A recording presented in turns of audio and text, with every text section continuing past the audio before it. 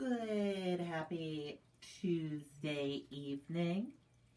I'm Riley King, and welcome to this Tuesday evening edition of the Riley King Newscast, right here on the Riley King Network. We have a lot of news to get to this Tuesday evening, so let's begin.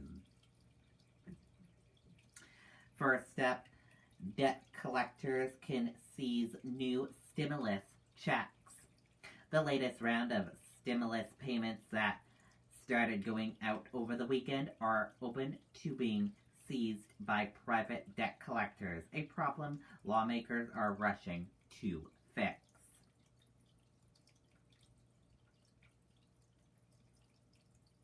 We have new details on the situation that was happening in Keene, New Hampshire.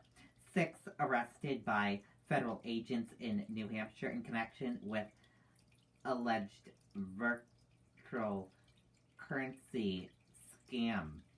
Group involved in business operating since 2016 that attempted to invade authorities, officials say.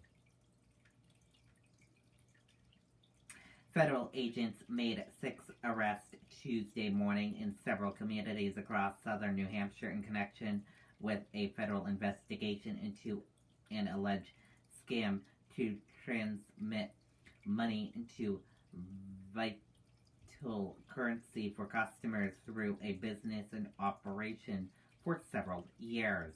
The rest were made in coordinated law enforcement efforts in Alstead, Derry, Keene, Manchester, and Nashua.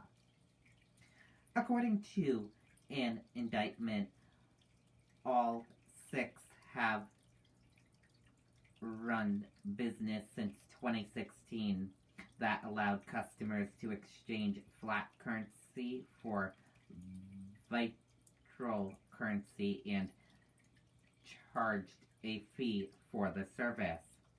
More than 10 million in exchange were made, officials said. They operated their virtual currency exchange business using websites as well as operating virtual currency ATM machines in New Hampshire, officials wrote in the United States Attorney's Office press release. Authorities alleged that the individuals knowingly operated the business in violation of federal anti-money laundering laws and regulations. Some of the individuals opened bank accounts with names of propertied religious groups to further the alleged scam, authorities said. According to the indictment, some defendants then engaged in substantial efforts to evade detection of their unlawful virtual currency exchange scam by avoiding answering financial institutions questions about the nature of the business and misleading financial instructions into believing their unlawful virtual currency exchange business was intended a religious organization receiving charitable contributions, officials wrote in a press release.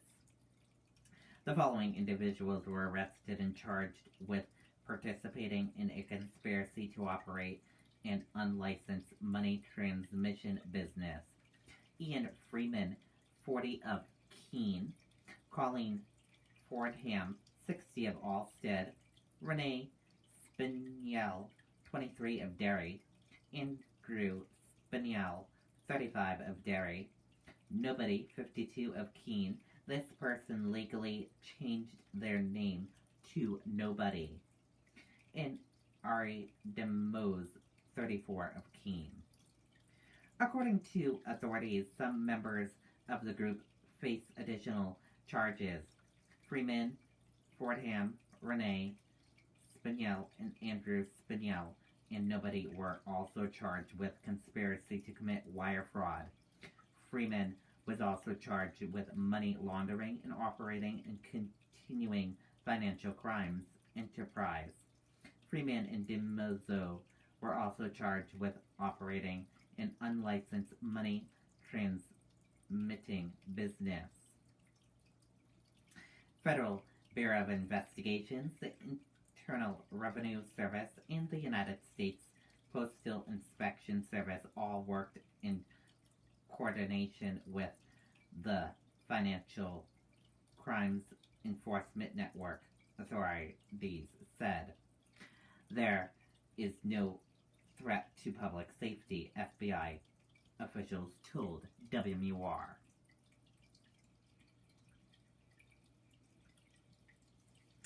Thornton police shooting deemed justified, Attorney General's office says. Officers shoots, kills man approaching him, investigators say.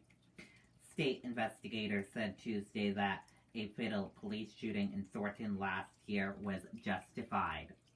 Investigators with the state attorney general's office said Ethan Freeman's landlord called police to his house in October 2020.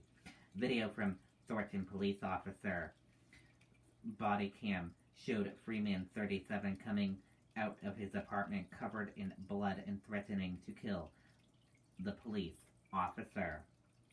The video shows the officer drawing his pistol and backing away, but investigators said Freeman moved quickly towards the officer, who didn't think he had time to reach for a non-lethal alternative and feared for his own life.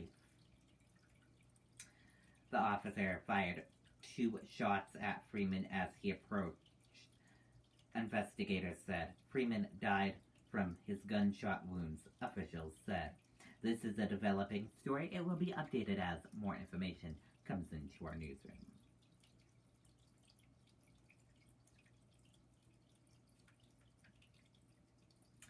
New MBTA Orange Line train derails in work zone at Wellington Station.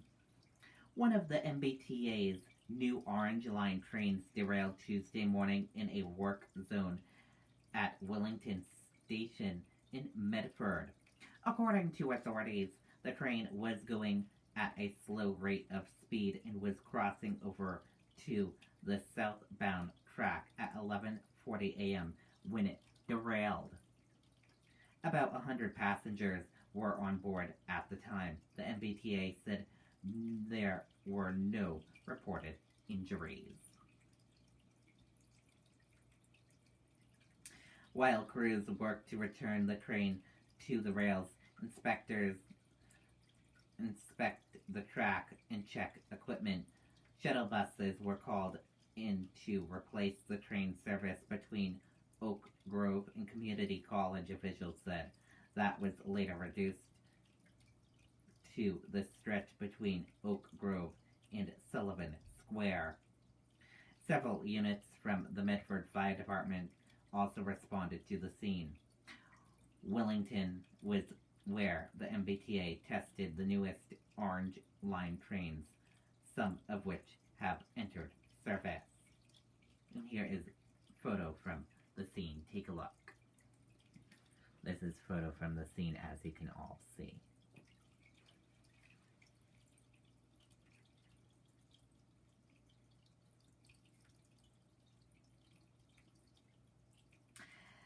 Maine tourism industry is optimistic about summer 2021. Maine's tourism industry is preparing for what many hope is a busy summer. Everyone wants to take a vacation, said Maine Tourism Association CEO Tony. Everyone needs a vacation. I think anything is going to be better than 2020.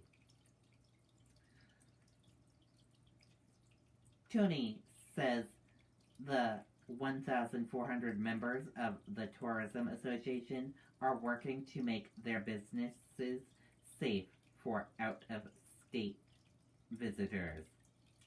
A recent survey within the association reported 69% think this season will be better than last year, with 67 saying their business is in the process of recovery.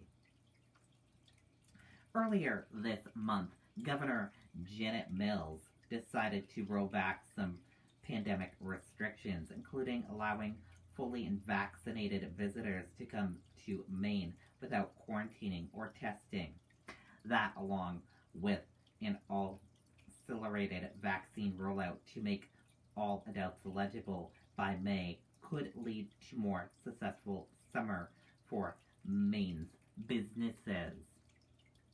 Workers are out there quite a bit dealing with the general public, so as soon as they can be vaccinated for staff safety is a good thing, Tony said. Still, reservation levels at hotels and bed and breakfasts are significantly lower than before the start of the pandemic.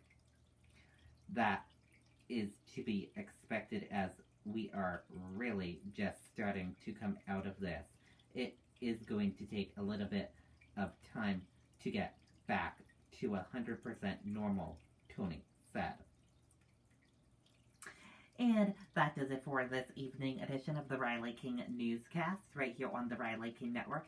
Thank you for joining us for this evening edition. I hope you all have a great rest of your Tuesday evening, and I'll see you back here tomorrow for another newscast. I'll have a news report coming up in a little bit. Good night and goodbye, everyone.